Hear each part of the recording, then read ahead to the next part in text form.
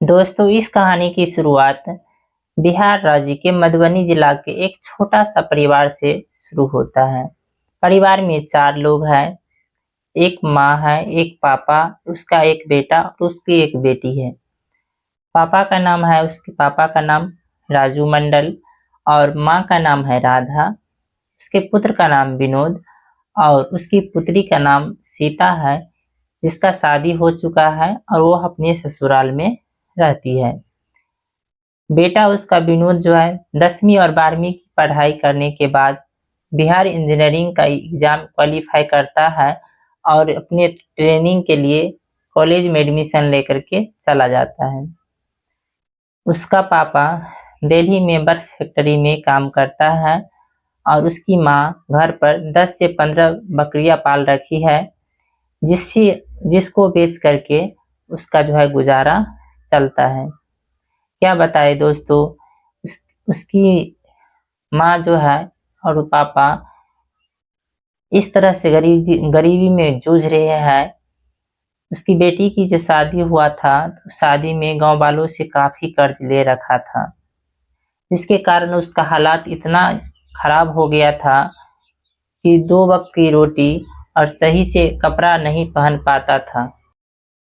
दोस्तों, उसका माँ और पापा इसी आस में है कि हमारा बेटा एक दिन पढ़ लिख करके सरकारी अफसर बनेगा और हमारा हालात ठीक हो जाएगा।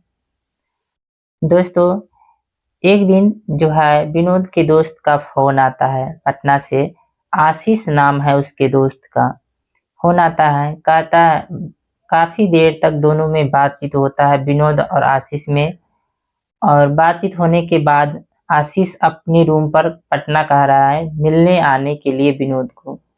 विनोद मना करता है, लेकिन आशीष के बार बार जिद करने पर विनोद मान जाता है और कहता है हम जो है ठंड की छुट्टी में आप तुमसे मिलने आऊंगा। दोस्तों, ठंड की छुट्टी होती है और विनोद जो है आशीष से मिलने पटना उसके रूम पर आता है। दोस्तों, जैसे ही आशीष के रूम पर विनोद आता है, तो वहां पर और दोस्त सब भी उसका था। सबको मिलकर के दिन भर पूरा एंजॉय करता है। रात का समय खाना का आता है, सब कोई खाना जो है बना करके खाता है। खाना खाने के जस्ट बाद विनोद को चक्कर आने लगता है। विनोद गिर जाता है। जैसे ही विनोद गिरता है, तो आशीष और उसके दोस्त सब उसको बुरी तरह से मारने लगता है। उसका हाथ पैर तोड़ देता है, यहाँ तक कि उसका मुंह भी बंद कर देता है, कपड़ा से उसका मुंह भी बंद कर देता है। और उसको काफी मारने के बाद विनोद को एक गड्ढा में गिरा देता है। विनोद को एक गड्ढा में फेंक दिया जाता है। दोस्तों, भर रात विनोद जो है उस गड्ढा में, जैसे ही विनोद गड्ढा में गिरता है, तो विनोद को एक शीशा की जो है एक नोक गर्दन में चुभ जाता है, जिसके कारण विनोद बोल भी नहीं पाता है।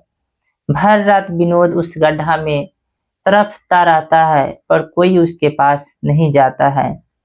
जैसे ही सुबह होता है, तो लोग सब देखता है, आसपास के लोग सब, तो पुलिस को खबर करता है। पुलिस वहां से उसको सरकारी अस्पताल में भर्ती करवाता है और उसके पापा को इन्फॉर्म करता है, फोन करके बताता है कि आपके बेटे को ऐसे ऐसे हो गया है। उसका पापा दिल्ली से आता है। दिल्ली से आने के बाद उसका पापा जो कुछ भी रुपया कमाया रहता है, कुछ दिन तक अपने बेटे का इलाज करवाता है सरकारी अस्पताल में। लेकिन वहां न ठीक होने से, सही से इलाज नहीं होने से और भी जो है हालत खराब होते रहता है विनोद का। उसको प्राइवेट हॉस्पिटल में भर्ती कराता है। उसका पापा उसको प्राइवेट हॉस्पिटल में इलाज कराने के लिए दोस्तों पटना के रेलवे स्टेशन पर भीख मांगता है, तब इलाज कराता है। काफी दिनों तक इलाज चलता है, पर कोई सुनवाई नहीं होता है। न विनोद जो है ठीक से बोल पाता है और नहीं कुछ खा पाता है। 1 साल तक इलाज चलने के बाद विनोद अपना आखिरी दम तोड़ देता है।